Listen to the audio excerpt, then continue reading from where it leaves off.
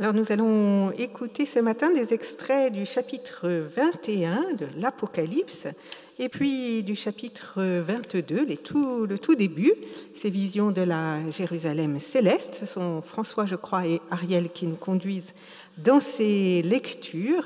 Alors pourquoi cette vision de la Jérusalem céleste ? Eh bien parce que, comme vous allez le découvrir, dans la chapelle de Vence, Matisse a réalisé un vitrail qui s'intitule « L'arbre de vie ».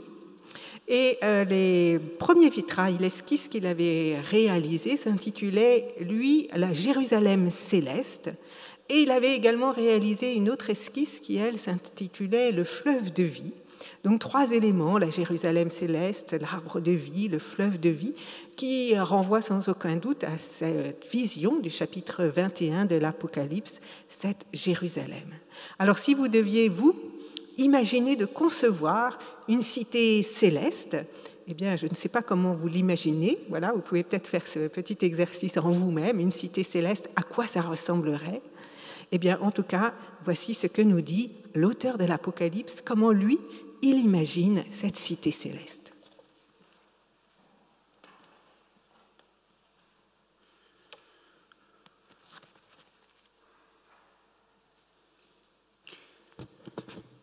Alors je vis un ciel nouveau et une terre nouvelle, car le premier ciel et la première terre ont disparu, et la mer n'est plus. Et la sainte cité, la Jérusalem nouvelle, je la vis qui descendait du ciel, d'auprès de Dieu, comme une épouse qui s'est parée pour son époux. Et j'entendis, venant du trône, une voix forte qui disait : « Voici la demeure de Dieu avec les hommes. Il essuiera toute larme de leurs yeux, la mort ne sera plus, et il n'y aura plus ni deuil, ni cri, ni douleur, car les premières choses ont disparu. Il demeurera avec eux, ils seront ses peuples, et lui sera le Dieu qui est avec eux. Alors l'un des 7 anges me montra la cité sainte, Jérusalem, qui descendait du ciel, d'auprès de Dieu. Elle brillait de la gloire même de Dieu. Son éclat rappelait une pierre précieuse, comme une pierre d'un jaspe cristallin. Elle avait d'épais et hauts remparts. Elle avait 12 portes, et aux portes 12 anges et des noms inscrits, les noms des 12 tribus des fils d'Israël. Celui qui me parlait tenait une mesure, un roseau d'or, pour mesurer la cité, ses portes et ses remparts. La cité était carrée, sa longueur égalait sa largeur. Il la mesura au roseau, elle comptait 12 000 stades. La longueur, la largeur et la hauteur en étaient égales. Mais de temple, je n'en vis point dans la cité, car son temple, c'est le Seigneur, le Dieu souverain, ainsi que l'agneau. Les nations marcheront à la lumière, et les rois de la terre y apporteront leur gloire. Ces portes ne se fermeront pas au long des jours, car en ce lieu, il n'y aura plus de nuit.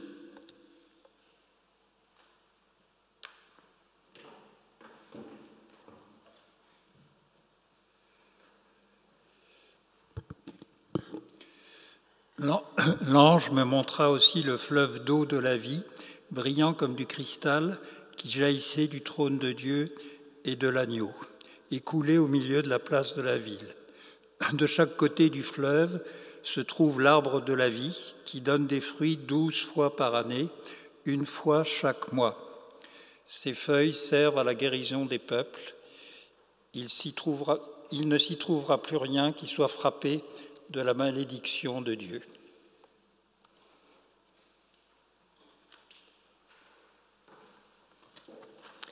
Alors, je ne sais pas si la vision de l'Apocalypse correspond à ce que vous pourriez imaginer d'une cité céleste. En tout cas, on peut juste repérer quelques éléments, comme nous l'avons fait avec le groupe du jeudi, lorsqu'on a travaillé ce texte.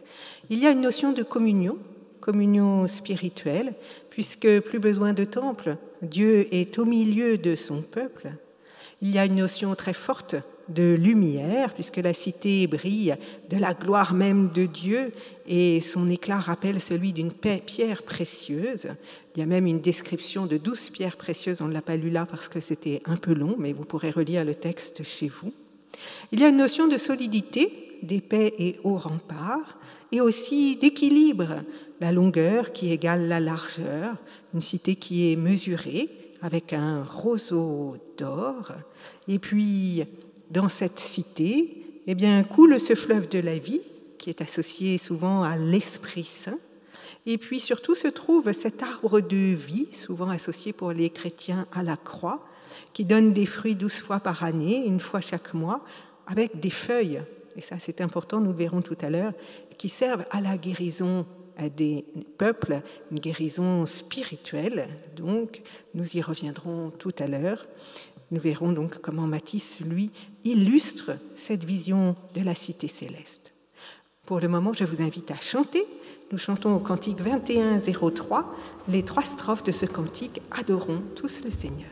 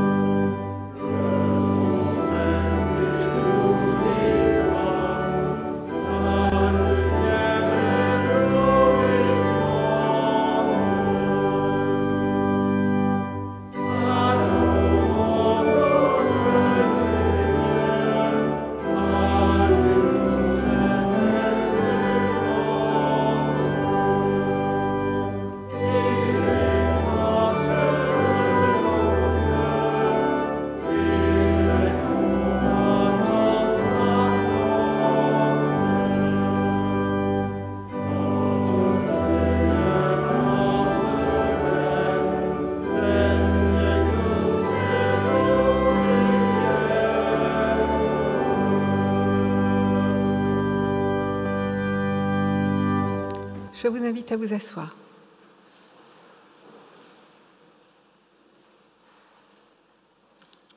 Alors, nous allons découvrir l'histoire de la chapelle de Vence. Je voulais préciser qu'il n'y a rien de personnel dans tout ce que je vais vous raconter. Vous pourrez tout retrouver sur le site lui-même de cette chapelle ou sur d'autres documents Internet ou dans des livres, comme je l'ai fait, que j'ai consultés pour ce temps, des livres concernant l'équilibre donc de cette chapelle. Donc, ça n'est pas ma parole, mais c'est plutôt un condensé de tout ce que j'ai pu lire et que je partage maintenant avec vous. Et surtout, à la fin de cette chapelle, de la découverte de cette chapelle, nous nous intéresserons au cheminement spirituel de Matisse pour essayer de comprendre comment ce propre cheminement peut porter nos histoires de foi également. Alors, l'histoire de cette chapelle, vous la connaissez peut-être. Comme dans tout projet, eh bien, très souvent, à l'origine d'un projet, il y a une rencontre. Donc, voici Matisse. En 1941, Matisse subit une très lourde opération. À la suite de cette opération, il lui sera très difficile de peindre, et c'est à ce moment-là qu'il inaugurera la période des papiers découpés, que vous connaissez. Donc, après cette opération, il lui faut embaucher une infirmière de nuit pour veiller sur lui, et ce sera Monique Bourgeois. On va voir voilà, une photo de cette infirmière, Monique Bourgeois. Entre Matisse et Monique Bourgeois s'établit une profonde complicité, et Monique, bien au-delà d'être une simple infirmière, va faire la lecture à Matisse, va partager avec lui de longues discussions. Matisse va lui demander de lui servir de modèle, et il va réaliser plusieurs dessins et tableaux d'elle, la robe verte, les oranges, tabac royal. On peut voir voilà, un des tableaux où Monique donc, est représentée, puisqu'elle a servi de modèle. Hein. Donc ça, c'est tabac royal. En 1943, Matisse va s'installer à Vence, et Monique Bourgeois, elle, va se rapprocher des dominicaines de Monteil, et en septembre 1944, elle va entrer au noviciat. Alors c'est une décision qui sera pour Matisse incompréhensible. Comment est-ce que son infirmière favorite de nuit peut rentrer au couvent des dominicaines? Donc il lui écrira de longues lettres pour essayer de la dissuader ou au moins essayer de comprendre sa décision, mais Monique Bourgeois ne reviendra pas en arrière. Elle deviendra sœur Jacques-Marie et elle sera envoyée justement dans la communauté de Vence. Les années passent et en 1947, les sœurs de Vence prévoient la construction d'une chapelle.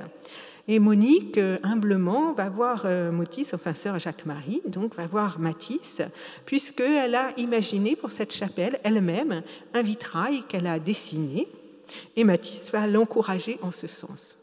La communauté des dominicaines va nommer le frère Réciguier pour élaborer les plans de la future chapelle, et ce frère Réciguier va alors demander à rencontrer Matisse, pourquoi pas, puisque sœur Jacques-Marie le connaît.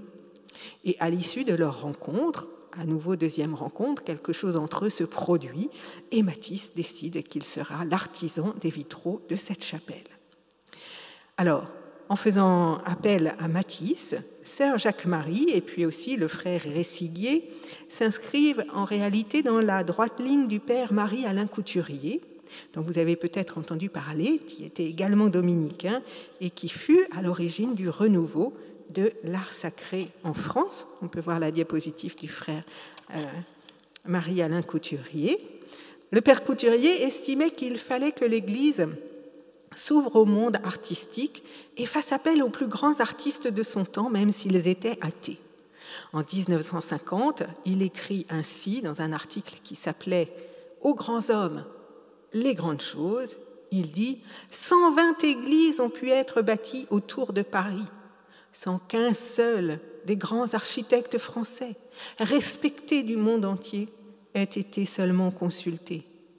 Il vaut mieux, dit-il, s'adresser à des hommes de génie sans la foi qu'à des croyants sans talent. » Voilà, donc, père Marie-Alain Couturier, voilà, disait « Il vaut mieux des hommes de génie sans la foi qu'à des croyants sans talent. » En réalité, le père Marie-Alain Couturier va ouvrir une querelle qu'on appellera la querelle de l'art sacré, puisque ces propos, évidemment, indigneront une bonne partie du clergé de l'époque.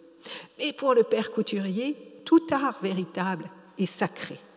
C'est donc aux plus grands artistes de son temps que ce père Couturier fera appel pour décorer notamment une église que vous connaissez peut-être, l'église Notre-Dame de Toute-Grâce du plateau d'Assy, où collaboreront de nombreux artistes modernes, Braque, Léger, Germaine Richier, etc.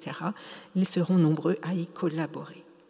Donc c'est dans cette lignée, dans la suite de cet esprit d'ouverture, que le frère Réciguier et sœur Jacques-Marie approchent Matisse. Le frère Réciguier aura la tâche difficile d'essayer de ne rien concéder à Matisse de l'ambiance chrétienne, tout en mettant en valeur les talents de Matisse. Alors Matisse, c'était visiblement très difficile de travailler avec lui et très vite, il y aura des points de divergence entre le frère Réciguier qui va se décourager petit à petit et Matisse. Et pour essayer de trancher leur débat, eh bien, ils feront appel à un troisième partenaire qui sera l'architecte Auguste Perret, qui suivra les projets de loin, en réalité, mais Matisse va très peu suivre ses conseils. Chaque fois que voilà, l'architecte essaiera de réorienter les projets de Matisse, celui-ci ne les suivra pas toujours, et Matisse va tant et si bien se prendre au jeu qu'il concevra tout finalement. La chapelle elle-même, pas seulement les vitraux, mais aussi le mobilier de cette chapelle, les vêtements liturgiques. Ça sera véritablement son œuvre. Alors on peut voir quelques photos de la chapelle vue de l'extérieur. Voilà, donc c'est toute une petite chapelle recouverte, peinte en blanc, avec un toit de tuiles blanches et bleues vernissées.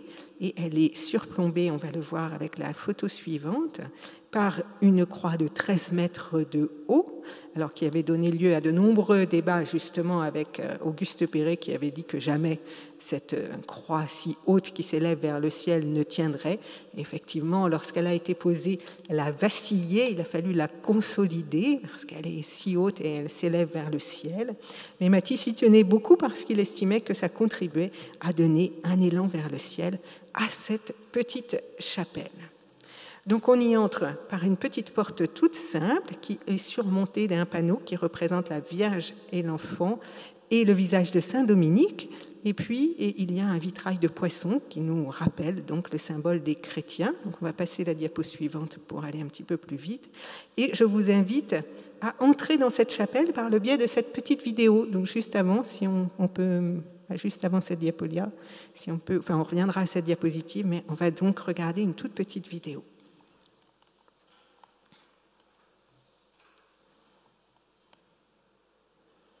Donc,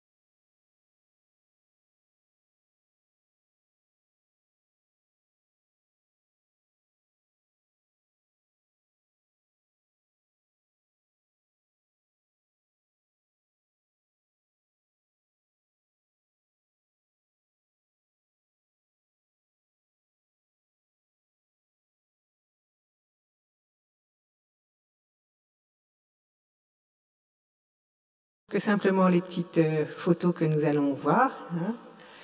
Voilà donc pour l'ambiance de cette chapelle. Donc vous avez vu tout en lumière. Il y a deux espaces dans cette chapelle. Alors il faut qu'on essaye de retrouver. Voilà, parfait, super. Merci beaucoup Théodore. Alors donc vous voyez qu'il y a deux espaces. En fait, il y a un espace côté vitrail, si on peut dire, où il y a la lumière et la couleur. Et puis, de l'autre côté, des grands panneaux qui ont été réalisés d'un trait noir sur des carreaux de céramique qui sont, eux, extrêmement dépouillés et d'une extrême sobriété. En réalité, Matisse voulait que la couleur vienne du vitrail et se projette sur les panneaux de céramique. Donc, et vous voyez là sur cette photo qu'on voit d'ailleurs un petit peu comment la couleur des vitrails, là sur l'Ave Maria, si l'on peut dire, se projette et comment la lumière s'illumine. Alors, lorsque Matisse a réalisé cette chapelle, tout son travail, parce que c'est 4 années de travail, aura consisté à se dépouiller lui-même, si on peut dire, c'est-à-dire à toujours aller plus loin dans le processus de simplification de ce qu'il avait à l'origine imaginé.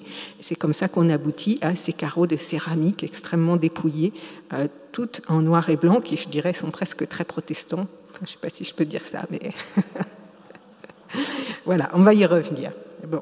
Alors, on va commencer par celui qu'on voit là, donc de la Vierge à l'enfant, de Marie. Alors, vous voyez que donc Marie enserre son enfant tout en l'offrant au monde. Donc, c'est à la fois la naissance et elle porte son enfant et en même temps elle l'offre au monde, elle le donne. Ils sont tous les deux tournés vers le spectateur. Bien sûr, vous repérez comme moi que cet enfant a les bras en croix. Alors ça peut être un geste d'ouverture, un geste d'accueil pour accueillir tous ceux qui se tournent vers lui, mais ça peut être aussi déjà un signe de la crucifixion qui est annoncée. Alors toutes les fleurs dessinées autour de Marie et de l'enfant renvoient à Marie, puisque à Marie la rose est associée. Je crois que quand on récite le rosaire, qui est une succession d'Ave Maria, de Notre Père, de Gloire à Dieu, etc., eh bien, en récitant les Ave Maria, c'est comme si on offrait des roses à Marie. Et donc, voilà, comme c'était la chapelle les dominicaines du rosaire, eh bien, voilà pourquoi Matisse a réalisé ces grandes fleurs tout autour de Marie et de l'enfant. Alors, pour voir le travail d'épuration que Matisse a réalisé, on peut voir les diapositives suivantes du travail préparatoire de cette Vierge à l'enfant. Donc là, je suis désolée, c'est une photo d'un livre, elle n'est pas très bonne, mais vous voyez déjà que c'était quand même un petit peu plus compliqué, peut-être moins abouti dans la simplicité. Et puis voilà une autre esquisse de la Vierge à l'enfant, beaucoup plus chargée. Voilà. Et donc, si on revient à ça, je ne sais pas comment vous le recevez, mais là, il y a quelque chose de plus simple, de plus dynamique, de presque enfantin et de plus joyeux aussi, peut-être. Alors après, au-dessus de la porte d'entrée, il y a le chemin de croix, vous voyez. Alors là, ça donne un sentiment de quelque chose de très entremêlé, de quelque chose de très sombre. Le trait est beaucoup plus épais, beaucoup plus gros. Matisse dira qu'il a médité ce chemin de croix pendant 2 ans et qu'il l'a réalisé en 2 heures. Alors, je ne sais pas si c'est exactement vrai, mais voilà.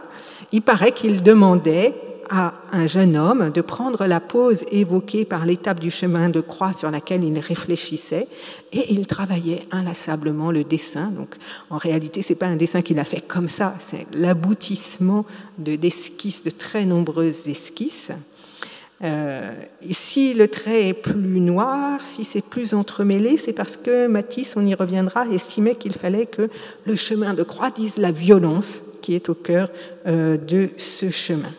Il a dit, le chemin de croix, c'est le drame le plus profond de l'humanité. Devant ce drame, l'artiste ne peut pas rester spectateur, il faut qu'il s'engage. Ces dessins, il faut qu'ils vous sortent du cœur. Tant que je ne suis pas entré dans ce drame violent, je n'y ai rien compris. Ce n'est pas de la beauté qu'il faut faire, mais de la vérité. Donc là, vous voyez les étapes préliminaires pour réaliser ce chemin de croix. Et les sœurs pensaient, en voyant les étapes préliminaires, eh bien, que ça serait autant d'étapes dans la chapelle. Et en fait, Matisse a tout condensé sur un seul panneau, parce qu'il disait justement que tout était entremêlé et qu'on ne pouvait pas séparer une étape puis l'autre, qu'il fallait tout vivre et aller jusqu'au bout. Alors voilà, c'est très intéressant ce que Matisse écrit au père couturier quand il a réalisé ce chemin de croix. Il lui écrit en 1950 « Le chemin de croix est terminé, le frère Resiguier l'a vu, et je voudrais bien qu'une occasion se présente à lui pour vous en parler. Ce n'est plus le chemin de procession du carton que nous avons vu, mais c'est une sorte de grand drame dans lequel les scènes, quoique toujours accompagnées d'un chiffre, s'entremêlent en partant du Christ en croix qui a pris une dimension de rêve comme tout le reste du panneau. Je vais faire cuire ce panneau car il est définitif. Il sent le drame. C'est un grand résultat pour moi. L'exécution en est rude, très rude même, à désespérer la plupart de ceux qui le verront. Donc Matisse voulait vraiment donner une dimension tragique à ce chemin de croix. Mais, alors, d'une certaine manière, fort heureusement, alors si vous voyez le chemin de croix, vous voyez qu'on part du bas, les numéros sont en bas, donc on part de la gauche en bas, on va vers la droite, on remonte progressivement, on va de nouveau vers la gauche et à nouveau vers la droite, vers le haut. Donc, quelque part, il y a aussi un cheminement d'élévation dans ce chemin de croix. Alors, normalement, la chapelle est conçue que quand on rentre dans la chapelle, eh bien, on va laisser ce chemin de croix derrière soi et se tourner vers le vitrail de l'arbre de vie. Donc, c'est aussi une invitation à passer de la croix à l'espérance, donc de la résurrection. Mais avant donc, de nous intéresser aux vitraux, on peut considérer le grand panneau du chœur que vous voyez au fond, derrière le panneau de la Vierge à l'Enfant. C'est le panneau de Saint Dominique, le fondateur donc de l'ordre des Dominicains. Alors donc le voilà, et je crois qu'on va le voir maintenant un petit peu plus en grand. Voilà. Alors Matisse a passé beaucoup de temps aussi, il a réalisé de nombreuses esquisses. Si vous voyez premier Saint Dominique, on va voir la première esquisse. Voilà, première esquisse de Saint Dominique, alors beaucoup plus travaillée, si on peut dire, enfin pas travaillée, parce que la simplification en elle-même, c'est un travail. Matisse disait qu'il avait beaucoup de mal à réaliser le pli de la robe du dominicain. Il voulait qu'on puisse dire, en voyant son panneau, c'est un pli de dominicain. Voilà.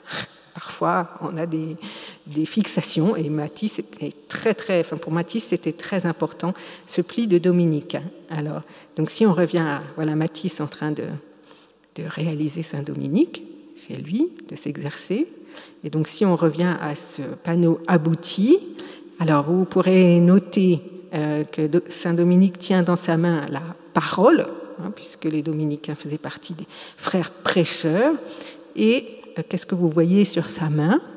Curieusement, en fait, elle est en forme de flamme. Voilà.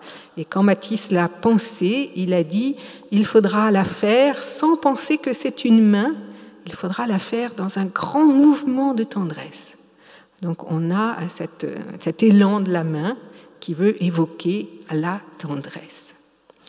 Alors vous repérerez que comme pour Marie et l'enfant, le visage de Saint Dominique est sans traits.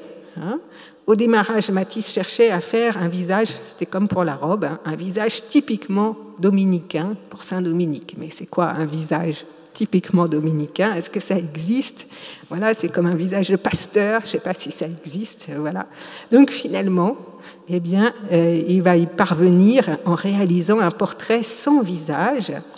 Et ça donne une dimension universelle à la fois aux dominicains, mais aussi à Marie et à l'enfant. Matisse finit par dire, c'est vrai, si on met des yeux, si on met un nez, si on met une bouche, finalement, ça n'a pas grande utilité. Au contraire, ça paralyse l'imagination du spectateur et ça oblige à voir une personne d'une certaine forme, d'une certaine ressemblance. Donc, en enlevant le nez, la bouche, etc., eh bien, Matisse laisse libre cours à l'imagination. Alors, si on revient sur le choix de Matisse de faire des panneaux en noir et sur fond blanc, dans cette épuration maximale, si l'on peut dire, eh bien, on peut dire d'une certaine manière que peut-être, il y a peut-être plusieurs raisons, mais en tout cas, finalement, ce dessin, c'est un peu comme une calligraphie, peut-être une calligraphie qui voudrait ouvrir l'espace sur l'invisible. Donc peut-être Matisse semble pressentir la transcendance. Et puis, c'est aussi par référence à l'habit des dominicaines que Matisse a choisi de peindre en noir et blanc pour reprendre la sobriété aussi de l'habit des dominicaines. Alors, d'ailleurs, on verra, je ne sais pas si on le voit, non, on le verra tout à l'heure, mais en tout cas, on verra un vitrail tout à l'heure que dans les esquisses que Matisse avait originellement prévues, où on voit des abeilles en noir et blanc, et Matisse pensait ainsi représenter les dominicaines toujours affairées en noir et blanc comme une ruche d'abeilles. Alors, on va regarder maintenant les vitraux. Alors ça, c'est le vitrail de l'arbre de vie, tout au fond, donc derrière le chœur, avec Saint-Dominique à droite. Et puis, il y a les vitraux côté feuille. Donc, vous les avez sans doute mieux vus dans la diapositive, enfin dans la petite vidéo plutôt. En réalité, il y a 15 vitraux qui s'élèvent vers le ciel, donc 6 là où sont les fidèles qu'on voit ici, et puis derrière les stalles des sœurs, eh bien, il y a 9 grandes baies qui s'élèvent vers le ciel, des baies en tuyaux d'orgue, tellement elles sont fines, et élancé. Et donc, ce qui était l'originalité pour l'époque, c'était de faire le vitrail tout en bas, de partir du sol pour aller jusqu'en haut. Alors Matisse avait d'abord pensé à des motifs religieux pour ses vitraux, et puis finalement il va opter pour les motifs végétaux, pour la couleur, qui lui permettent de libérer son trait et de travailler sur la couleur et le rythme. Alors voilà une première maquette qui s'appelait donc le fleuve de vie, dont je vous ai parlé. On va voir après, voilà la diapositive suivante. Voilà, donc c'est ça, le fleuve de vie, le vitrail initial que Matisse avait conçu pour cette chapelle, avec toutes ces couleurs, et donc ces abeilles en noir et blanc qui représentaient les dominicaines. Alors, cette maquette n'a pas été totalement abandonnée. Elle est devenue, en 1955, le vitrail Les Abeilles de l'école maternelle Matisse du Cateau-Cambrésis. Voilà, mais en tout cas, pour la chapelle, elle a été abandonnée. Alors, c'est vrai que c'est un vitrail magnifique, mais qui ne donne pas la même impression de légèreté, si on peut dire, de paix ou de sérénité que finalement les choix de Matisse. Donc c'est finalement les feuilles de palme et la simplicité du vert, du bleu et du jaune qui seront retenues par Matisse, qu'on voit là extrêmement lumineux. Et Matisse avait dit à Resciguier, donc au frère Resciguier, il avait dit « Dans notre construction, il est important que l'état d'élévation religieuse des esprits vienne naturellement des lignes et des couleurs agissant dans la simplicité de leur éloquence. » Donc avec ces feuilles de palme, donc si on peut revenir juste à la diapositive, voilà, avant, là on a quelque chose d'extrêmement épuré, d'extrêmement simplifié et qui cependant élève vers le haut. Alors on en vient maintenant à l'arbre de vie tout au fond que vous voyez là et qu'on voit là maintenant en gros plan. Donc Matisse aurait choisi des fleurs de cactus, plus précisément de figuier de Barbarie, l'idée étant que cette plante donne des fleurs même dans le désert. Les fleurs donc jaune vif symbolisent la vie qui résiste à la sécheresse et à la mort. Alors, il y avait un premier projet pour ce vitrail qui s'intitulait « La Jérusalem céleste », un tableau en gouache découpée que Matisse avait réalisé. Voilà, donc ça c'était le premier projet, celui qui s'appelait « La vitrail céleste », qui était un vitrail très chaleureux aussi, qui sans doute aurait donné à la chapelle beaucoup de chaleur et avec un grand chromatisme lumineux. Et puis ensuite, il a réalisé un second projet qu'il a appelé « Vitrail bleu pâle », qu'on voit là, enfin il l'avait réalisé en papier gouaché, comme pour la Jérusalem céleste. Il était très très fier de cette réalisation-là, donc elle a bien failli aboutir, sauf que Matisse, qui est d'abord peintre et pas spécialiste en vitrail, avait oublié qu'il fallait quand même insérer des tiges de fer pour soutenir le vitrail de part et d'autre. Et donc après, quand il a voulu essayer de remettre ces tiges de fer, voilà, ça ne marchait pas avec son vitrail, donc il va complètement abandonner, tout recommencer à zéro. Il va tout reprendre en février 1949. Et donc, à ce moment-là, il va réduire sa gamme à 3 couleurs seulement, un jaune citron dépoli, un bleu outre-mer et un vert bouteille transparent. Donc voilà l'arbre de vie maintenant dans l'obscurité, qu'on va voir. Vous voyez que c'est aussi rayonnant. Et il avait dit sur les couleurs, c'est ainsi que des couleurs simples peuvent agir sur le sentiment intime avec d'autant plus de force qu'elles sont simples. Un bleu, par exemple, agit sur le sentiment comme un coup de gong énergique. Voilà, donc il cherchait à ce que la simplicité puisse nous toucher au plus profond. Alors, dans ce vitrail, vous voyez, donc là, c'était une étude pour ce vitrail. Vous voyez qu'on a ces 3 couleurs, le bleu qui renvoie à l'infini du ciel, le vert qui renvoie à la terre et à la nature, et le jaune qui renvoie à la lumière, à la présence de Dieu, à la vie. Donc, en réalité, il y a 2 caractéristiques dans ce vitrail. C'est que le vert et le bleu laissent passer la lumière, donc vous pouvez voir au travers. Et donc il y a comme ça une communication entre l'extérieur de la chapelle et l'intérieur, puisque le regard peut passer au travers du bleu et du vert. Au contraire, le jaune, lui, c'est un jaune complètement dépoli, on ne peut pas voir au travers de ce jaune, et c'est comme s'il retenait le regard à l'intérieur de la chapelle, dans cette lumière, comme si peut-être notre esprit était retenu par la lumière chaude de Dieu et de son amour. Et puis il y a un phénomène qui se passe dans cette chapelle que Matisse n'avait pas prévu, c'est que la combinaison de ces couleurs primaires qui créent d'une manière imprévue selon les heures un reflet magenta. Alors on va voir ce reflet. Vous le voyez un tout petit peu par terre, vous voyez que c'est un petit peu plus violet sur le côté droit. On n'est pas dans le bleu, le jaune, mais un peu dans le violet. Et là, on le voit encore mieux avec la diapositive suivante. Vous voyez ?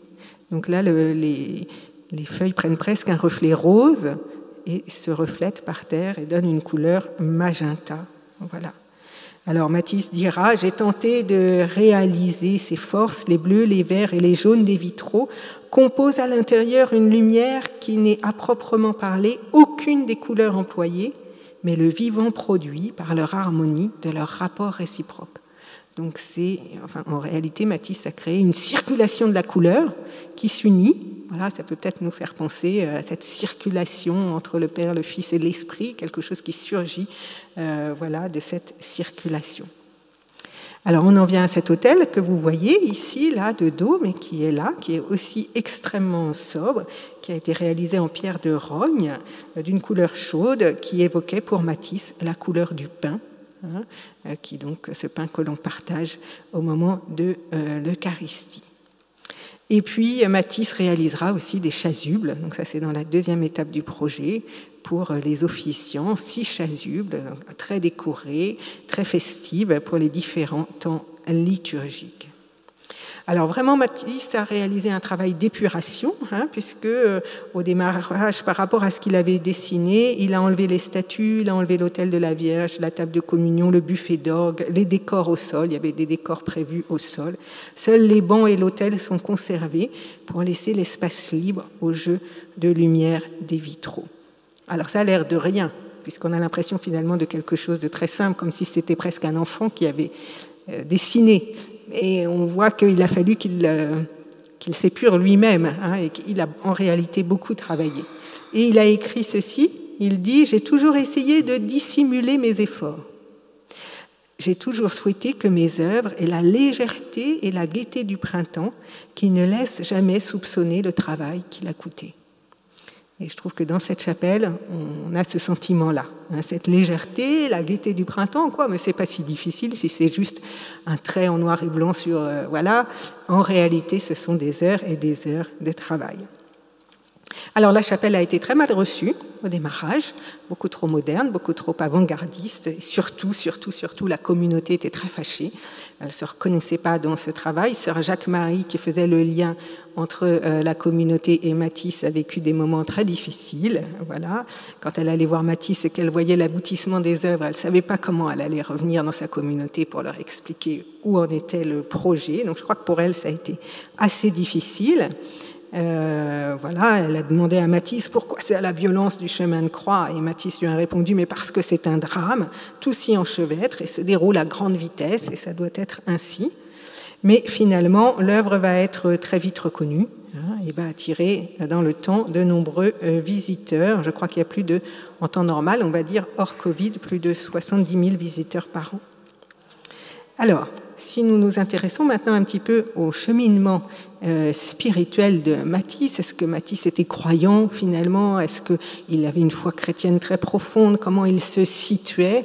Alors lui, sans doute qu'il dirait non, puisqu'il dit « Ma seule religion », c'est ce qu'il dit en 52, donc après l'inauguration de la chapelle, « Ma seule religion, c'est celle de l'amour de l'œuvre à créer, l'amour de la création et de la grande sincérité.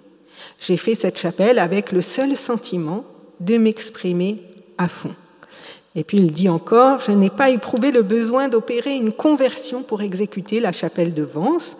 Mon attitude intérieure ne s'est pas modifiée, elle est demeurée celle que j'ai eue, celle que j'ai devant un visage, une chaise ou un fruit. » Pour autant, est-ce qu'on peut dire que Matisse est resté absent de la démarche spirituelle en réalisant cette chapelle? Absolument pas, bien au contraire. Parce que, quelque part, un petit peu comme le pensait peut-être le père Couturier, mais pour lui, comme il le dit, travailler, créer, c'était là qu'il ressentait la présence divine. un journaliste qui lui demande s'il croit en Dieu, il dit « Si je crois en Dieu, oui, quand je travaille. Quand je suis soumis et modeste, je me sens tellement aidé par quelqu'un qui me fait faire des choses qui me surpassent. Pourtant, je ne sens envers lui aucune reconnaissance, car c'est comme si je me tenais devant un prestidigitateur. » Voilà. Alors donc, il reconnaît quand même, il a du mal à entrer dans la reconnaissance et dans un chemin de foi par lui-même, mais il reconnaît qu'il est aidé par quelqu'un qui lui fait faire des choses qui le surpassent. Et pour lui, l'art est forcément religieux.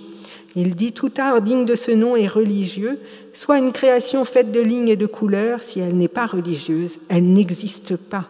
Il ne s'agit alors que d'art documentaire, d'art anecdotique. » Donc avec ce terme de religieux, Matisse dit qu'en réalité, l'œuvre produite doit créer quelque chose chez celui qui la regarde, susciter quelque chose, un mouvement intérieur. Alors Picasso lui-même a demandé à Matisse pourquoi il faisait cette chapelle catholique. « Pourquoi faites-vous ces choses-là? Je serais d'accord si vous étiez croyant. Dans le cas contraire, je pense que vous n'en avez moralement pas le droit, dit Picasso à Matisse. » Et Matisse répond « Picasso, vous êtes comme moi, ce que nous cherchons tous à retrouver en art, c'est le climat de notre première communion. » Donc il y a quand même quelque chose du vécu intérieur que la création artistique donne à Matisse de retrouver. D'ailleurs, Matisse dit « J'ai commencé par le profane », donc quand il fait cette chapelle, il est au soir de sa vie, il lui reste quelques années à vivre, et il dit « J'ai commencé par le profane, et voilà qu'au soir de ma vie, je termine par le divin. Ce n'est pas moi qui ai réalisé cela, il me semble qu'une idée, un idéal se sont imposés à moi. » Donc très souvent, Matisse va dire que c'est comme si quelque chose lui venait de plus grand que lui. Il dit encore « Ce n'est pas un travail que j'ai choisi, c'est un travail pour lequel j'ai été choisi par le destin sur la fin de ma route. » Voilà. Donc nommez comme vous voulez le destin. En tout cas, toujours est-il que Matisse, même s'il ne se dit pas religieux, reconnaît avoir été, se dit avoir été saisi par plus grand que lui-même. D'ailleurs, vous vous souvenez, tout à l'heure, je vous ai lu une petite citation de Matisse quand il écrivait au père Couturier à propos de son chemin de croix, où il disait que c'était comme un grand drame et que l'exécution en avait été très rude, à désespérer la plupart de ceux qui verraient ce chemin de croix. Et il ajoute « Dieu m'a tenu la main, qui puis-je m'incliner, mais les autres n'en savent rien. » Voilà. Dieu m'a tenu la main, qui puis-je m'incliner, mais les autres n'en savent rien. Donc il considérera cette chapelle finalement comme le chef-d'œuvre de sa vie.